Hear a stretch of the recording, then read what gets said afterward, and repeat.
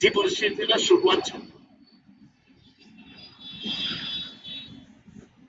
ती सुरुवात झाली.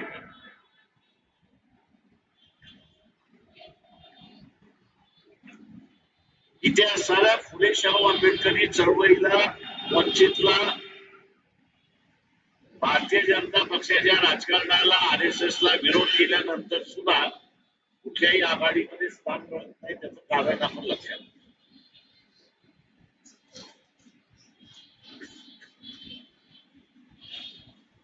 त्याचं कारण आपण असं लक्षात. आणि त्याचं एकमेव कारण आहे 1990 ला म्हणजे 85 ते 1990 ला या देशामध्ये जे जनता दलाचं वादळ उभं केलं,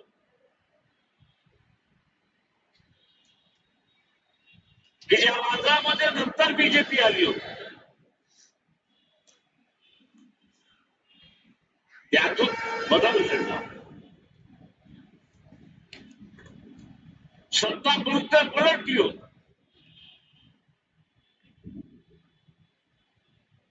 ती सत्ता पलटवण्याची आजही ताकद आपल्यामध्ये आहे, लक्षात.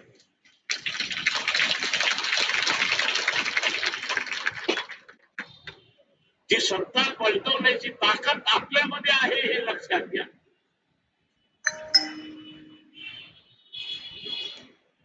विश्वनाथ प्रताप सिंगांना एकच आम्ही असताना त्यावेळेस स्लोगन द्यायला लागलो. आम्ही सत्तेवरती आलो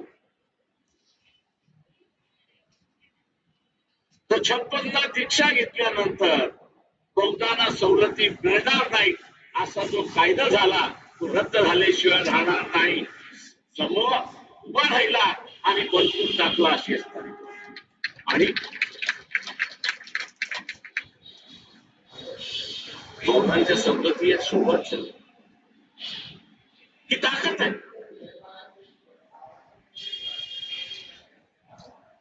आताही असताना आपल्याला ती ताकद वापरावी लागेल.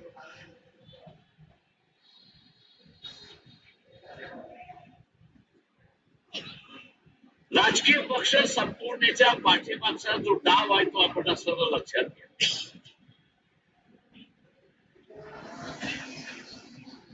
संविधानवादी जो समूह आहे त्याला संघटनच राहिलं नाही तर तो विरोध करू.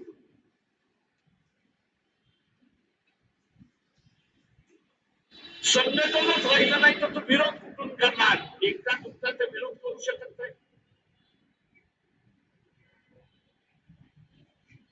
मास्क म्हणून तो असताना रस्त्यावरती उतरतो केव्हा की जेव्हा त्याच्या हातामध्ये झेंडा असतो आणि त्याच्या हातामध्ये संघटनेचा बॅनर असतो. हा संघटनेचा आणि बॅनर याच शीन झालं तर विरोध करणारं कोण. आणि म्हणून संघटन जिवंत ठेवणं ते चालता बोलतं ठेवणं हे सगळ्यात मोठं संविधानाचं संरक्षण आहे हे आपण असताना लक्षात. हे सगळ्यात मोठं संरक्षण आहे. उद्या तुम्हाला सत्तेवरती जाता आला तर फार चांगलं. सत्तेवरती जाता आलं तर फार चांगलं. पण सत्तेवरती जाता येत नसेल तर संघटन आपण वाचवलं पाहिजे. संघटन मध्ये ताकद ठेवली पाहिजे. ही आपली सगळ्यांची जबाबदारी आहे हे लक्षात घ्या.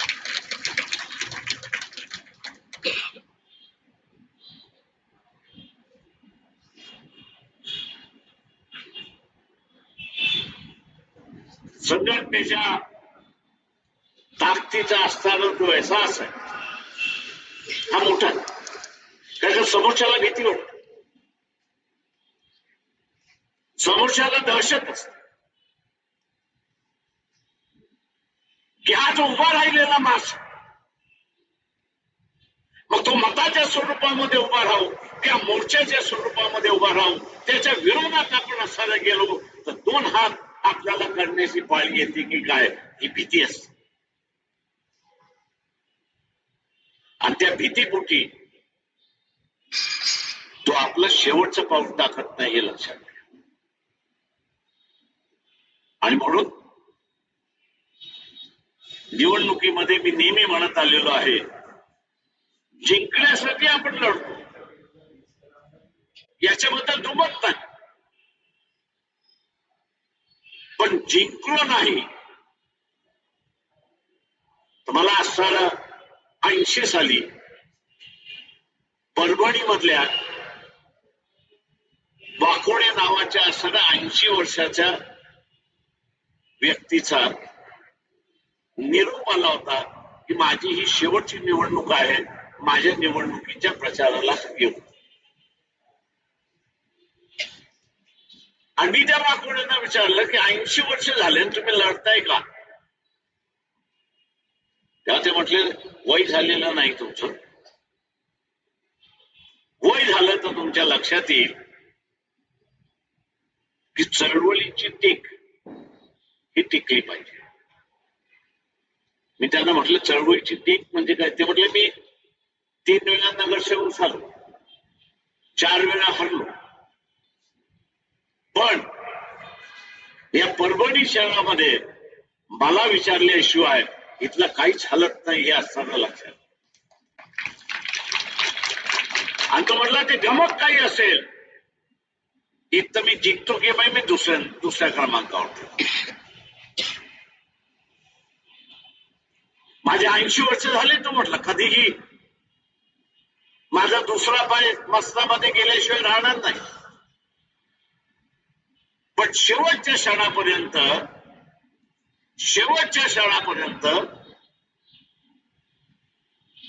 मला चळवळीचा जो टेका आहे परभणीतला, तो मला असताना कायम त्या ठिकाणी. मित्रो, आणि तिथून लक्षात आलं की इलेक्शन हे नुसतं जिंकण्याचं जरी गणित असलं, जिंकण्याचं गणित जरी असलं तरी आपल्याला मिळालेली मतं याची असणारी भीती समोरच्याला असते, हे लक्षात घ्या. भीती असते. तो म्हटला, मी हारलो, ते वाकोडे मला, मी हारलो, नगरसेवक म्हणून जिंकून आलो नाही. पण या परभणीतलं पान मला विचारल्याशिवाय हल्लं नाही, कारण का परभणी हलवण्याची माझी ताकद. आज तेच आपल्याला सगळ्यांना करायचं. मी इथे कुठल्या राजकीय पक्षावरती टीका करणार नाही, कारण या सगळ्या राजकीय पक्षांचं असताना अस्तित्व मी फार जवळून पाहिलेलं आहे.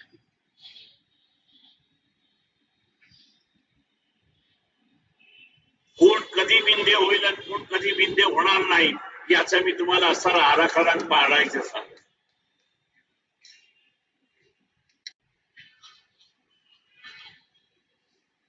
टिकायचं असेल आणि इथला नेतृत्व आपल्याला करायचं असेल तर काळाची ओघ ही आपल्याला ओळखता आली. काळाची ओघ ही आपल्याला ओळखता आली पाहिजे.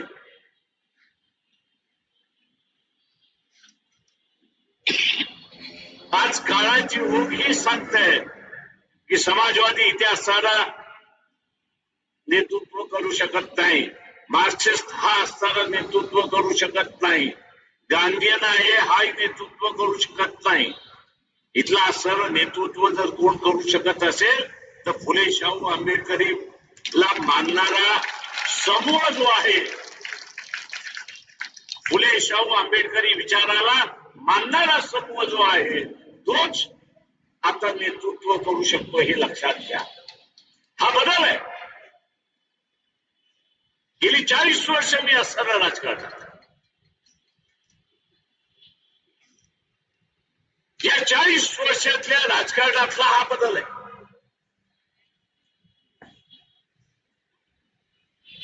त्यात लोक अपेक्षा करतात आहेत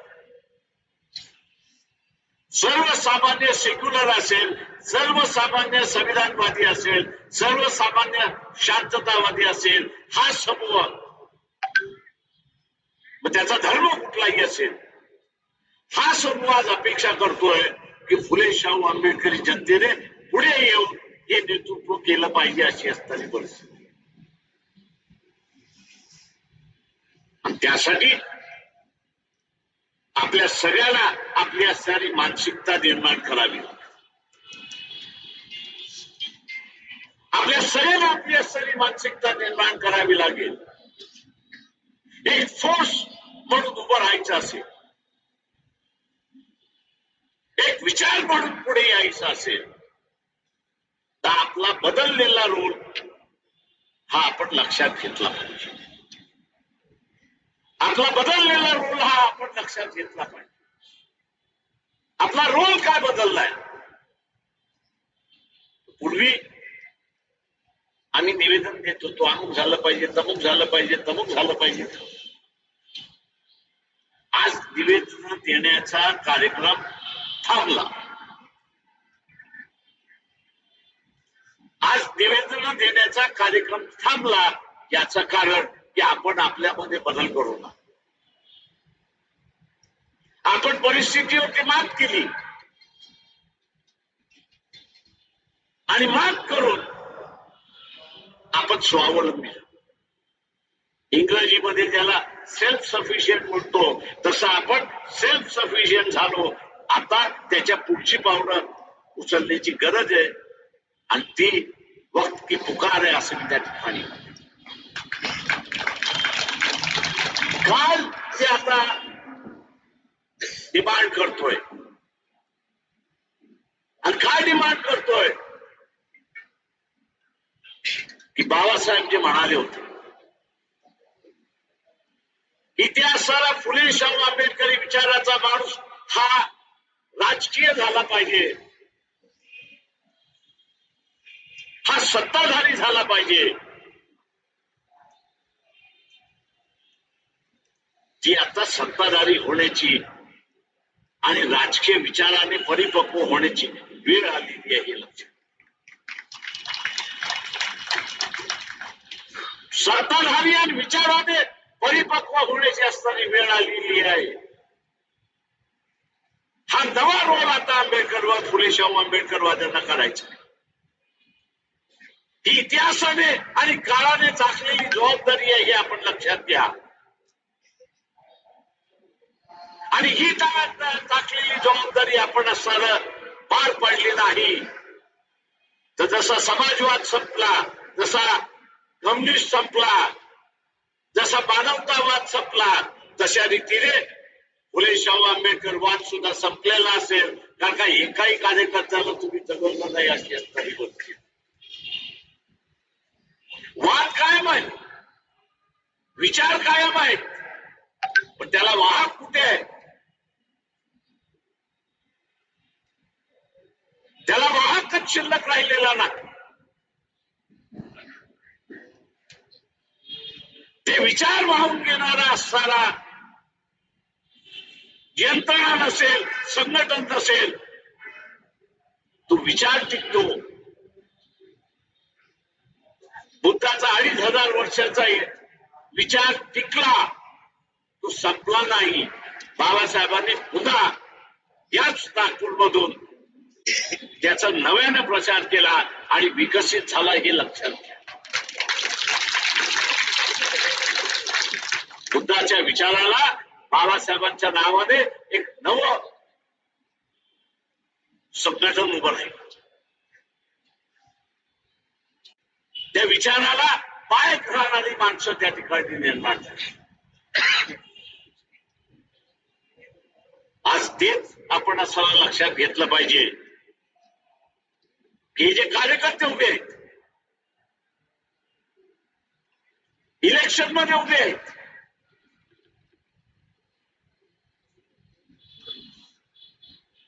मी सगळ्यांची नावं घेत नाही, जे उभे आहेत त्या सगळ्यांच्या पाठीमागे आपण खंबीरपणे उभं राहिलं पाहिजे, हे लक्षात घ्या.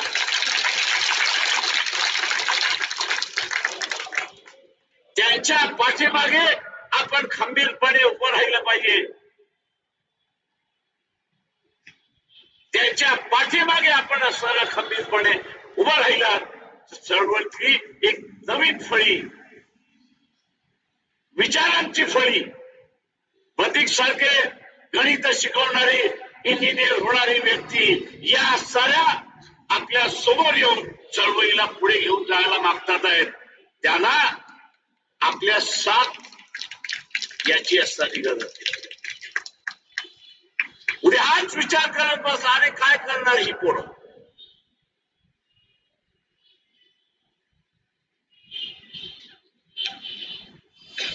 कदाचित सांभाळू शकतील, कदाचित सांभाळू शकणार नाहीत, पण ज्यांना तुम्ही मदत करणार आहात, ज्यांच्यावरती तुम्ही असणारा विश्वास ठेवायला निघालेला आहात, ते तरी तेवढ्या विश्वासाचे पात्र आहेत का? ते तरी विश्वासाचे पात्र आहेत का? आणि फुले शाहू आंबेडकरी विचाराचे पायक आहेत का? याचा विचार आपण केला. मित्रों, इस बार या उस बार अशा अवस्थेमध्ये आलोय.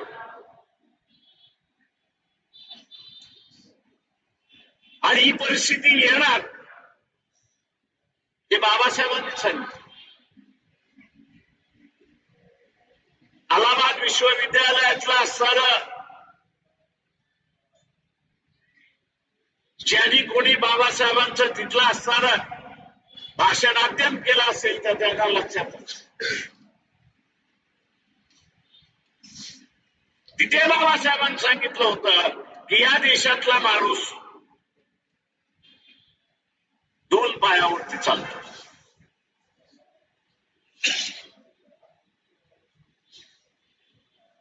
पण तो दोन पायावरती चालत असताना त्याच्याच बरोबर दोन विचारांवरती चालतो. त्याचा एक पाय संविधानिक व्यवस्थेवरती आहे, त्याचा एक पाय संविधानिक व्यवस्थेवरती आहे आणि दुसरा पाय हा मनुवादी व्यवस्थेवरती. हा मनुवादी व्यवस्थेवरती आहे. बाबासाहेब म्हणाले होते, फाकून फाकून हा फाकणार किती, फाकून फाकून फाकणार किती. ज्याने अधिकच याला फाकलं तर याचे दोन तुकडे झाल्याशिवाय राहणार. सांगण्याचा मतीचा अर्थ हाच होता की संविधानिक व्यवस्था घटनेने निर्माण केलेली असली तरी समाजामध्ये एक वर्ग असा आहे, समाजामध्ये एक वर्ग असा आहे की जो मनुवादी व्यवस्थेचा पुरस्कार करताय. या दोघांमधला संघर्ष हा अटल आहे आणि तो संघर्ष आपल्याला असताना दिसतो. तो संघर्ष आपल्याला असताना त्या ठिकाणी दिसतोय. या संघर्षाच्या मध्ये मी कोणाच्या बाजूने, पैशाच्या बाजूने की विचाराच्या बाजूने, मी कोणाच्या बाजूने? मी ज्यावेळेस पैशाच्या बाजूने असतो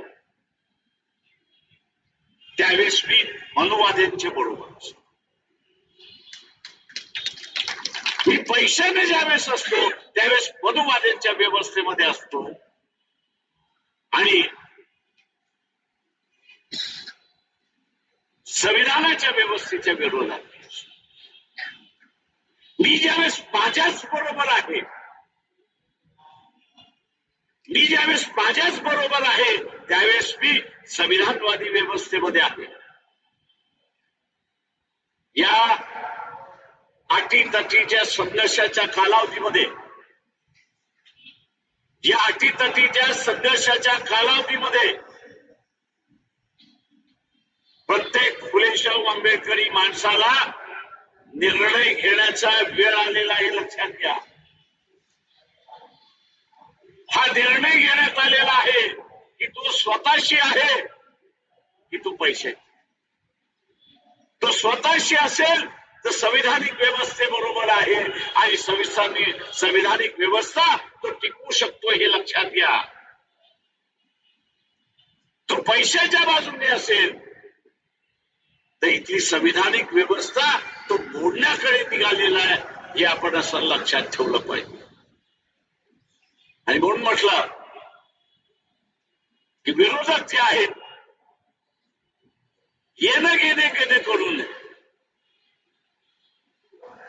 ही व्यवस्था संविधानिक व्यवस्था मोडली पाहिजे याचा प्रयत्न करतायत. महानगरपालिकेची निवडणूक आहे, मला मान्य आहे. स्थानिक प्रश्नाला असणारा महत्व असतो, पण या स्थानिक प्रश्नाबरोबरच उद्याची सत्ता कोणाकडे हाही महत्वाचं. महानगरपालिकेची सत्ता कोणाकडे.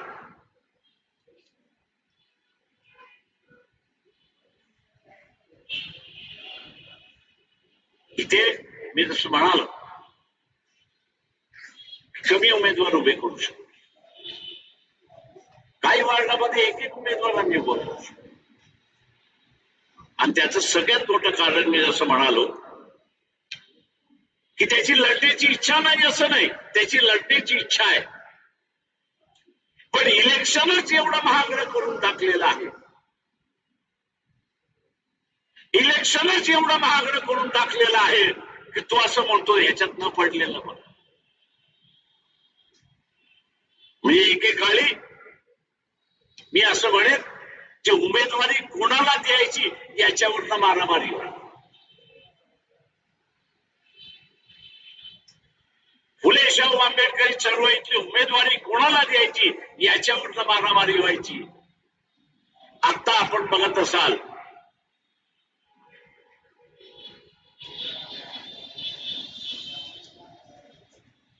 तर उमेदवारी घ्या अशी असणारी परिस्थिती आहे.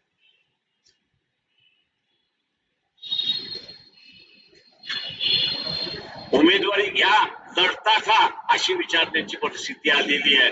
आणि तो असं म्हणतो की या खेळामध्ये मी उतरू शकत नाही. याचं कारण की मी तेवढा निधी कमवलेलाच नाही किंवा उभाच केलेला नाही. ही मी असं म्हणेन एक शोकांतिक. मला माहिती आहे इथल्या असणाऱ्या काही संघटनांनी उमेदवाऱ्या विकल्यात.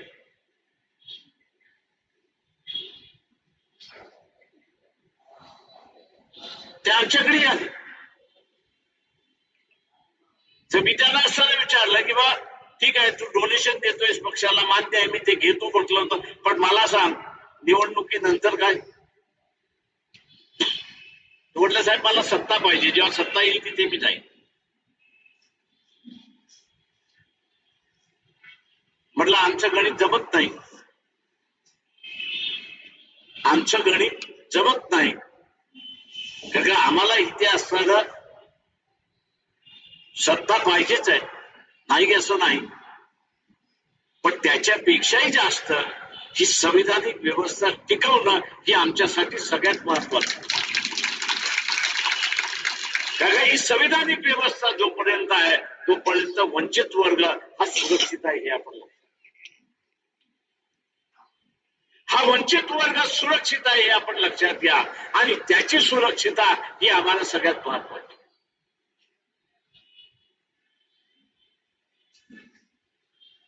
राजकारणामध्ये नवे नवे खेळ तुम्हाला बघायला मिळतो. मी त्याला खेळच म्हणतो. ते खेळणारा दुसरं तिसरं कोणच नाही, नागपूरकरच. त्याचे हेडक्वार्टरच नागपूर आहे. फक्त मोरे दिल्लीमध्ये बसलेले आहेत. हलवणारी शक्ती इथलीच आहे. नाव घेण्याची गरज नाही. मी असताना नेहमी म्हणत असतो की त्या असताना खरा फुले शाहू आंबेडकरी चळवळीतला माणूस ओळखायचा असेल तर त्यांनी 3 नटांना शिवाय दिल्या पाहिजे. एक मोहन भागवत, दुसरा असताना नरेंद्र मोदी आणि तिसरा असताना अमित शहा. जे फुले शाहू आंबेडकर नावाने येतात त्याला म्हणा पहिलं तर शिव्या घाल. या तिघांना त्यांनी शिव्या घातल्या की समजा हा तिथे बसलेला नाही. त्यांनी शिव्या घातल्या नाही तर तो तिथे बसलेला आहे हे असताना लक्षात घ्या.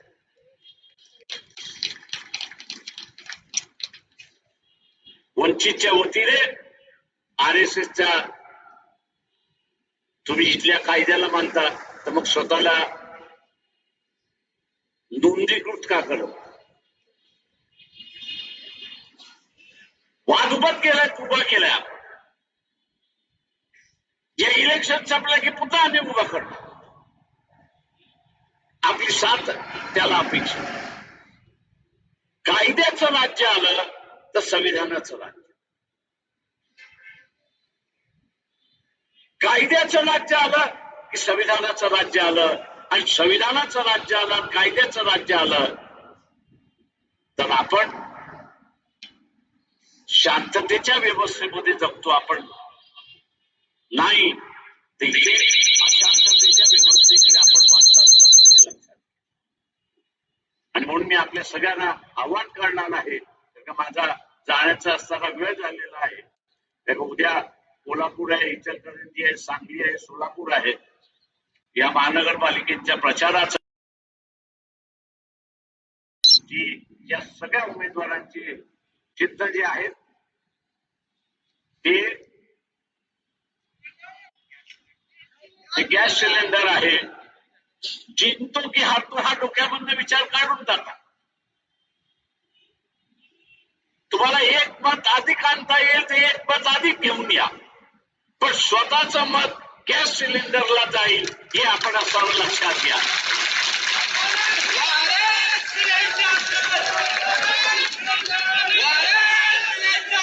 मी असं माने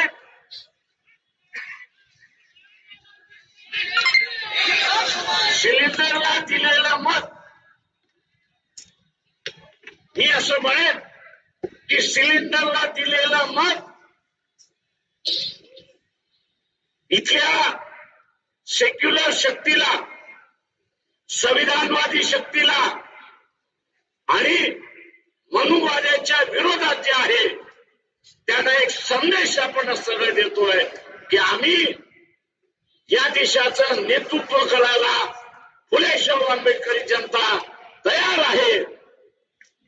हे आपण त्या ठिकाणी करतो असं मी आपल्या सगळ्यांना म्हणतो.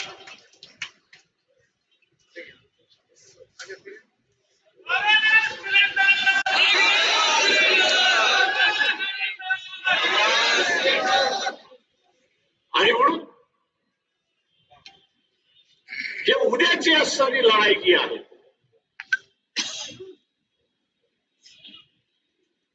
आपलं मत फुले शाहू आंबेडकरीला मेन स्ट्रीम राजकारणातला महत्वाचा दुवा म्हणून त्या ठिकाणी मानला जाईल. तो दुवा निर्माण करायचा की न करायचा याचा निर्णय 15 तारखेला आपल्याला द्यायचा आहे. माझा आवाज राहणार आहे की हा दुवा निर्माण करण्यासाठी गॅस सिलेंडरला आपण मतदान द्या हे आवाहन करतो आणि आपली सगळ्यांची रजा घेतो. जय भीम, जय भारत.